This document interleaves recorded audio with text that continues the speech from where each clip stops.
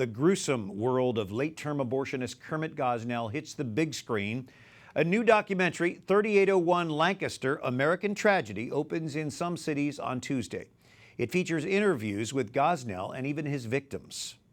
I went to him because as a child I was taught doctors were people that you could trust. You can't even trust them anymore. We've allowed a man to butcher babies, butcher women, and nobody did a damn thing about it.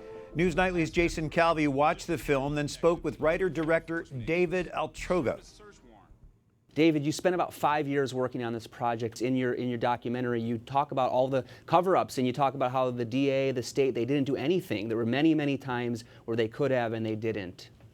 Yeah, I mean, that was one of the main reasons I wanted to make the film. It was tragic what Gosnell did, but to me what was almost more shocking was that he could have been stopped for over 20 years. And there were report after report of wrongdoing at his clinic, and the Pennsylvania Department of Health and State ignored all of those reports.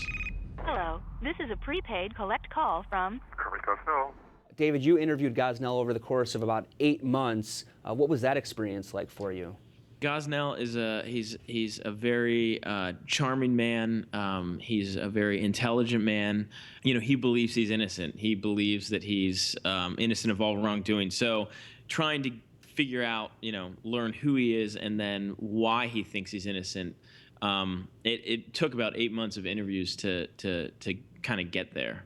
Who is he after that 8 months? I think everyone should watch the movie and come to their own conclusion, hear the interviews. My personal opinion is that he's a guy who bought into an ideology that allowed him to do these things. So why should our audience watch this film, and how can they see it? Yeah, well, they should watch the film because this case is so important and so relevant to the discussion that's happening in our country right now about abortion, whether you're pro-life, pro-choice. This case just asks a lot of the crucial questions about the abortion issue.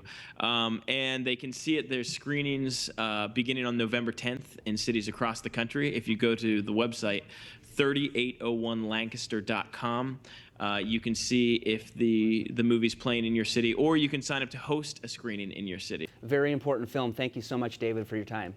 Thanks for having me.